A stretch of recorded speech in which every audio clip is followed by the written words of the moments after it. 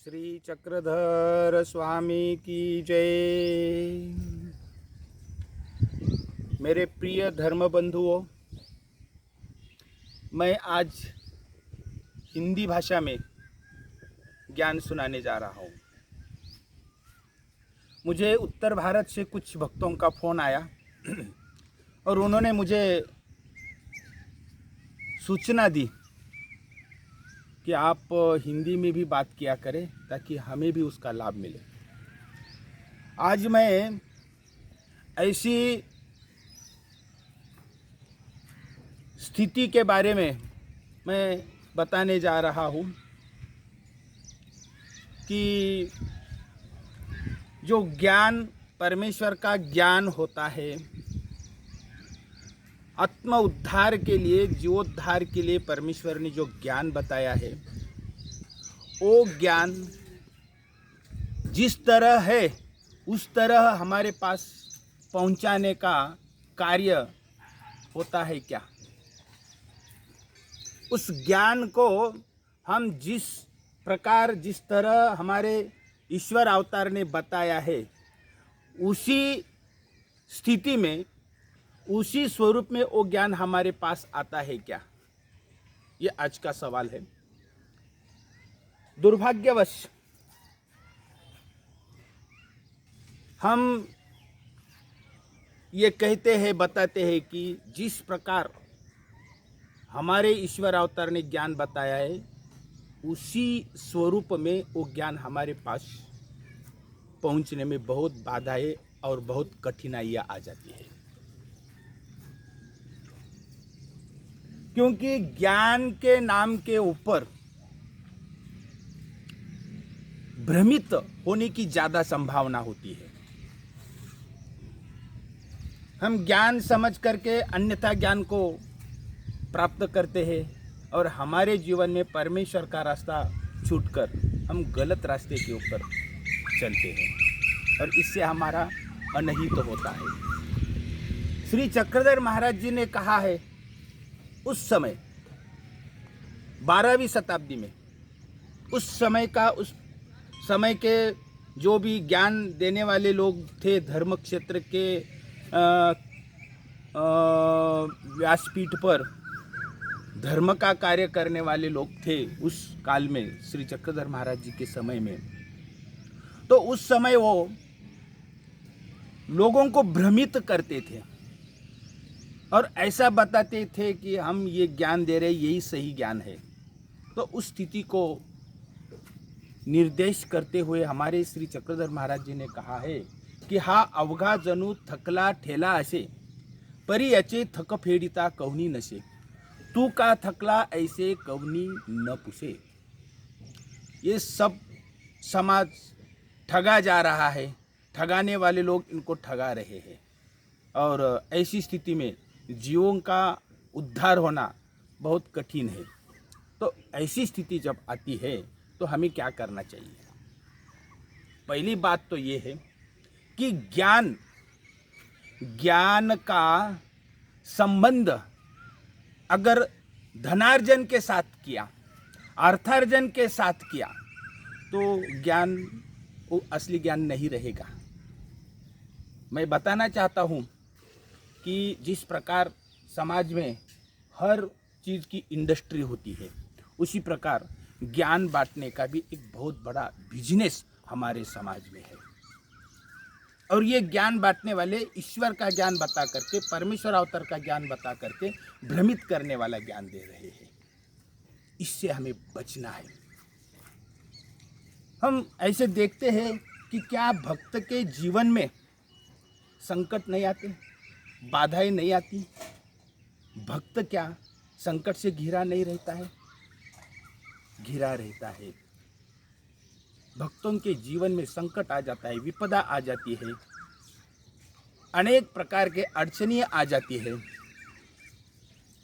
और हम इस ज्ञान के माध्यम से अगर हम ये चाहते हैं कि हम बहुत बड़ा अर्थार्जन करेंगे, बहुत बड़ा हम कारोबार बढ़ाएंगे, आर्थिक साम्राज्य बढ़ाएंगे, हम ये ज्ञान के माध्यम से धनार्जन करेंगे, अर्थार्जन करेंगे और हम संपन्न बनेंगे, तो मुझे कुछ सवाल पूछने हैं। क्या ज्ञान बताने वाले का जीवन किस तरह होता है? परमेश्वर की कृपा का अर्थ क्या है?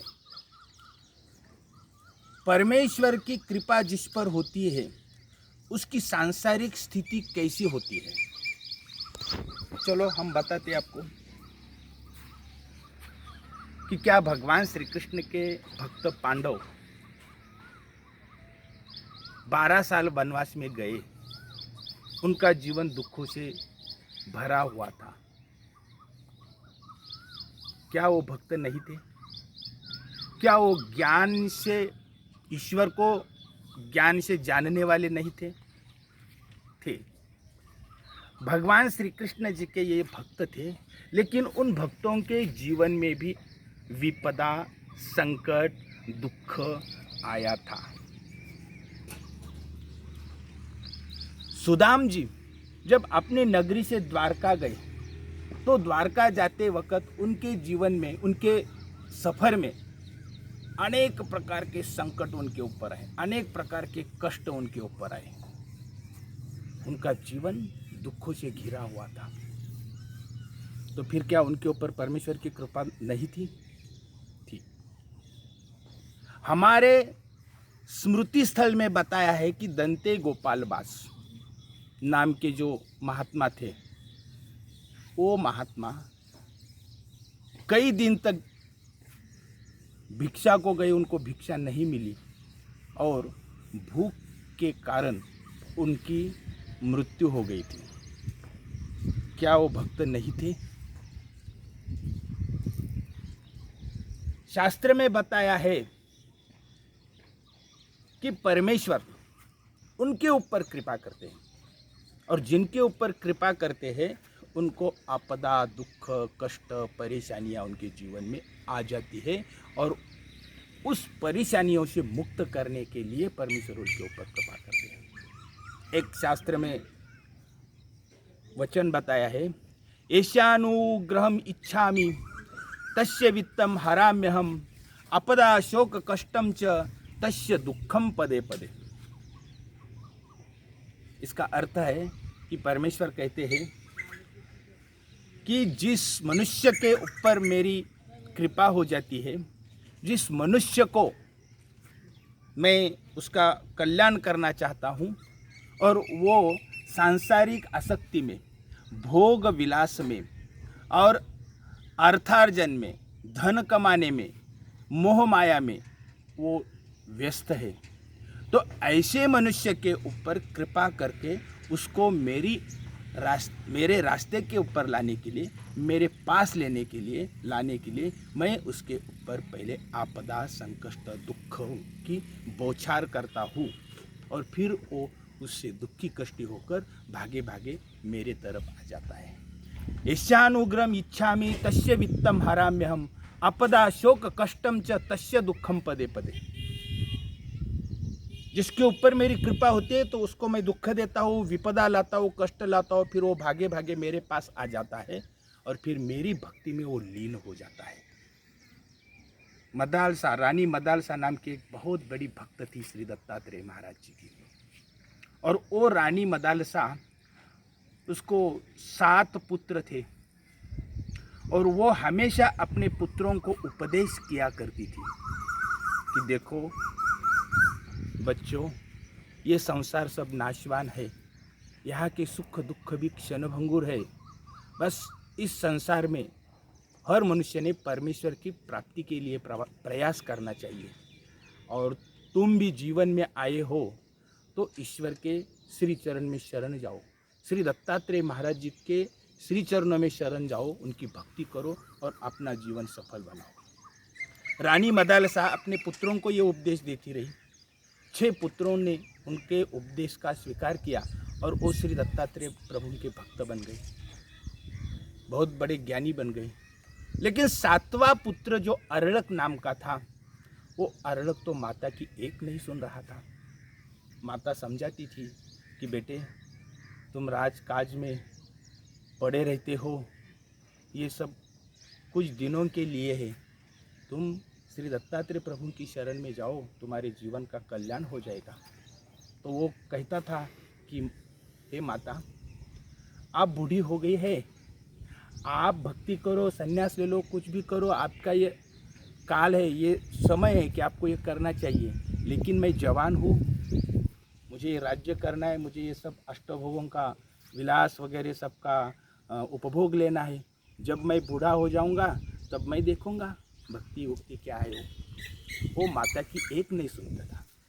तो माता को बड़ा दुख होता था कि 6 पुत्र परमेश्वर की भक्ति को लगे, भक्ति में वो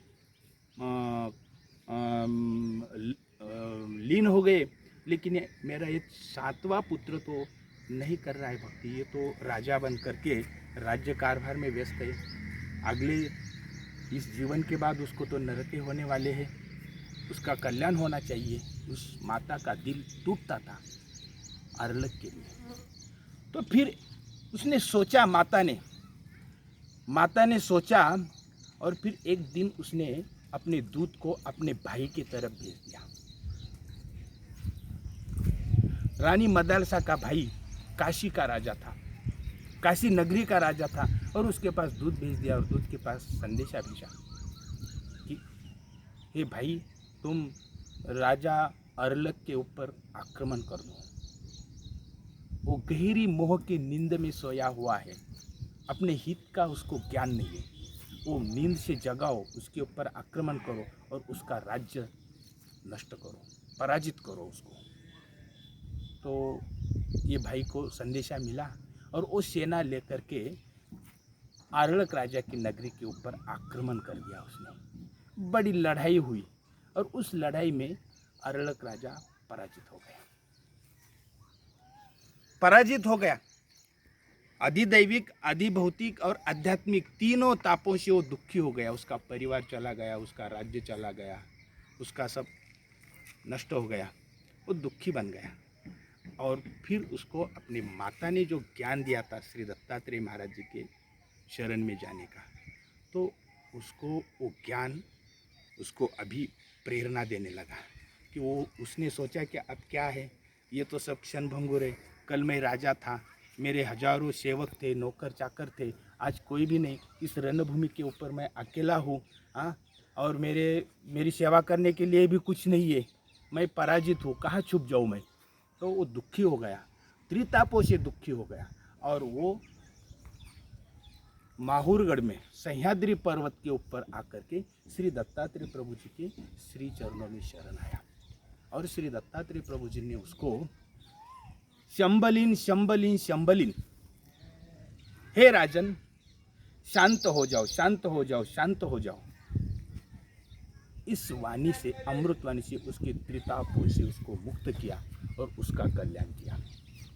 कहने का तात्पर्य यह है कि भक्तों को परमेश्वर मोह से जगाने के लिए, उसको जागृत करने के लिए उसके ऊपर विपदा, संकष्ट, दुख, परेशानी उसके पास भेज देते हैं। और उस दुखों से, परेशानियों से, कष्टों से तंग आकर के भक्त भगवान के श्री चरणों में शरण आता है और उसका कल्याण हो जाता है।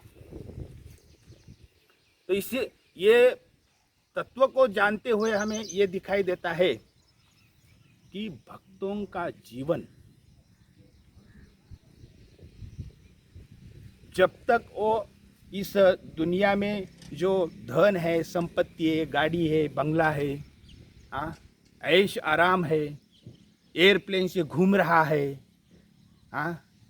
ऊंची ऊंची वस्त्रें परिधान कर रहा है, कीमती कीमती चीज़ें इस्तेमाल कर रहा है, अलंकार है, पैसों की बौछार हो रही है उसके ऊपर, ये भक्त उसी में लीन हो जाता है और उसको परमेश्वर की याद नहीं आती है। इसीलिए उसको परमेश्वर के नामस्मरण के लिए जागृत करने के लिए, अगर उस मनुष्य के ऊपर परमेश्वर की कृपा है तो परमेश्वर उसको विघ्न, संकष्ट भेजकर उसको जगाते हैं और अपने स्मरण में ले आते हैं। ये उत्तर है। क्योंकि जो भी भक्त श्रेष्ठ भक्त है, संत महात्मा है, उनका जीवन बिल्कुल सात्विक होता है। ना धन संपत्ति की और उनकी दौड़ होती है, ना कुछ। ये भौतिक जीवन में जो भी नाशवान है उसके लिए वो प्रयास करते हैं। बस उनका तो प्रयास ये रहता है कि हे भगवान, कहीं हम इस दुनिया के सांसारिक मोह माया में हम सोएंगे तो आपको भूल जाएंगे। हमें जागृत रहने के लिए हमें दुख चाहिए। जब कुंती माता को भगवान श्री कृष्ण ने पूछा कि आपको क्या चाहिए, तो कुंती माता ने कहा कि मुझे दुख चाहिए, क्योंकि भगवान अगर मेरे जीवन में दुख है तो मैं आपका नामस्मरण करूँगी, आपका चिंतन करूँगी। अगर मेरे जीवन में सब भौतिक सुख साधनों से सब माला माल रहेगा, सब आबादी रहेंगी, तो मैं परमेश्वर को भूल जाऊँगी। इसलिए हे भगवान कि मेरे जीवन में बस दुख भी होना जरूरी है। इसीलिए शास्त्र में कहा है कि परमेश्वर की जिस मनुष्य के ऊपर कृपा होती है तो उस मनुष्य के ऊपर परमेश्वर संकट दुख भेज करके उनको जागृत रखते हैं। इसीलिए पांडवों को 12 साल वनवास में जाना पड़ा। भगवान श्री कृष्ण उनके रक्षक थे, तो भी वनवास में राजवस्त्र उतर के साधे, वल्कल धारण करके परिधान करके वन में वो भटके, कंदमूले खाए, वहाँ के फल खाए, झोपड़ी में रहे, अनेक बाधाएं अनेक संकट सहन करे। इसीलिए उनके मन में श्री कृष्ण भगवान का हमेशा नामस्मरण रहा। तो राजा अरलक जब तक भोग विलास में था, मोह माया में था, तब तक उसको परमेश्वर का चिंतन नामस्मरण नहीं था। इसीलिए जब उसके ऊपर संकट आया तो वो परमेश्वर श्री दत्तात्रेय महाराज जी के श्री चरणों में शरण आया और उसका उद्धार हो गया। ये आज का चिंतन है और मैं आपको कभी कभी हिंदी में भी ज्ञान सुनाया करूँगा, आप सुनते रहिए। जय श्री कृष्ण।